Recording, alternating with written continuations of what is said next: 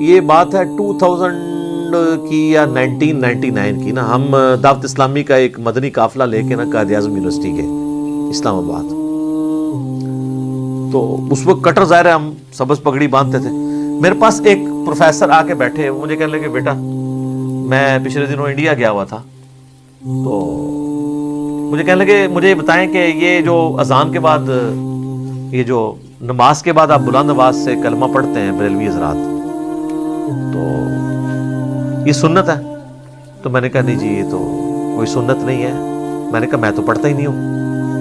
اور آپ کو بتاؤں حیران کن بات، فیضان مدینہ کراچی جہاں الیاس قادری صاحب ہزاروں لوگوں کو لے کے بیٹھے ہوتے ہیں مدنی چینل پہ، وہاں نماز کے بعد کلمہ نہیں ہوتا، پین ڈراپ سائلنس ہوتی ہے، کوئی کلمہ نہیں پڑھا جاتا.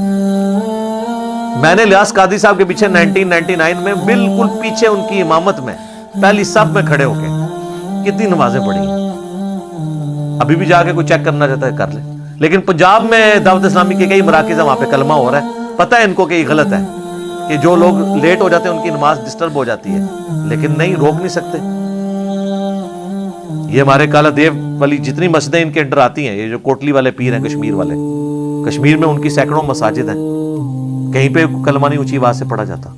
تو وہ پروفیسر صاحب مجھے کہنے لگے کہ جی اب وہ ان پہ تو اوسی پڑ گئی نا. میں نے جب بات کی میں نے کہا یہ تو کوئی نہیں، ہم تو نہیں پڑھتے. تو کہنے لگے میں یہی آپ کو بتانے لگا تھا کہ میں باقاعدہ بریلی اعلیٰ حضرت کے مزار پہ میں نے حاضری دی ہے، اور وہاں ان کی جو اپنی مسجد ہے اعلیٰ حضرت کی، جہاں ان کی اولاد نمازیں وغیرہ پڑھاتی ہے، جو مدرسہ ہے منظر الاسلام، وہاں پہ تو نماز کے بعد کلمہ نہیں اونچی آواز سے پڑھا جاتا. تو پھر بریلوی خود بھی کیا بریلوی ہیں؟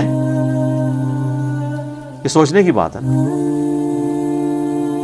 کہ بس ایویں سن سنا کے سننی، جس کو میں کہتا ہوں ٹنی، پڑھ پڑھا کے سننی نہیں. میں کہتا ہوں جی اعلیٰ حضرت کی تعلیمات میں کئی باتیں ایسی ہیں جن پہ یہ عمل کر لینا تو باقی مکاتب فکر کے ساتھ یہ کئی اختلافات ختم ہی ہو جائیں. احکام شریعت میں اعلیٰ حضرت نے لکھا ہے کہ نبی علیہ السلام کی مبارک جالیوں کے بارے میں کہ ان کو آپ چھو نہیں سکتے. عام قبر کے بارے میں لکھا ہے اس کے سامنے حد رکوع جھک نہیں سکتے. قبر کو چومنا، وہ کہتے ہیں چومنے میں اختلاف ہے، لیکن میرے نزدیک بہتر ہے کہ چوما بھی نہ جائے، حد رکوع جھکا بھی نہ جائے، اس کو ہاتھ بھی نہ لگایا جائے. تو یہ قبروں کو چومنے چاٹنے والے سارے لوگ کون ہیں؟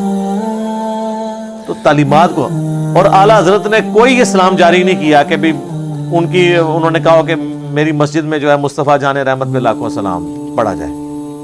اب باقی انہوں نے وصایا شریف میں کہا تھا کہ میری میت کے ساتھ جو ہے نا وہ پڑھا جائے، وہ کعبے کے بدرود ہو جا تم پہ کروڑوں درود، وہ والا سلام. یہ والا اس میں پھر بھی نہیں ہے. لیکن یہ بھی مطلب میں ویسے انفارمیشن کے طور پہ بتا رہا ہوں، یہ نہ تسی کہو کہ جی یہ شروع کرا دینے ہیں جڑا اعلیٰ حضرت تو ثابت ہے. اعلیٰ حضرت سے نہیں ثابت دیکھنا، وہ آپ نے حضرت محمد صلی اللہ علیہ وآلہ وسلم سے ثابت دیکھنا ہے، جن کو آپ اعلیٰ نہیں کہتے ہیں، صرف حضرت محمد کہتے ہیں. فرق دیکھ لینا، وہ صرف حضرت محمد، یہاں اعلیٰ حضرت. میں کئی بار سنتا ہوں، آپ دیکھیں یہ اپنے علماء کے ناموں کے ساتھ اتنی لمبی لمبی دمیں کئی بار یعنی مدنی چینل پہ میں نے دیکھا ہے نا کہ وہ الیاس قادری صاحب کا نام لیتے ہیں تو ان کے ساتھ اتنے القابات، ابو البلال فلاں فلاں فلاں، اپنی کتاب میں فرمان مصطفیٰ نقل کرتے ہیں، مصطفیٰ کلّہ صلی اللہ علیہ وسلم. کبھی کبھار القابات بھی لگا لیتے ہیں، کئی بار اکیلے بھی. اور کئی لوگ تو ایسے اللہ معافی دے، اگر ایک جملے میں 3 دفعہ نام ہے 3 دفعہ القابات ریپیٹ کرتے ہیں. تقریر لمبی ہو جائے ان کو کوئی غرض نہیں.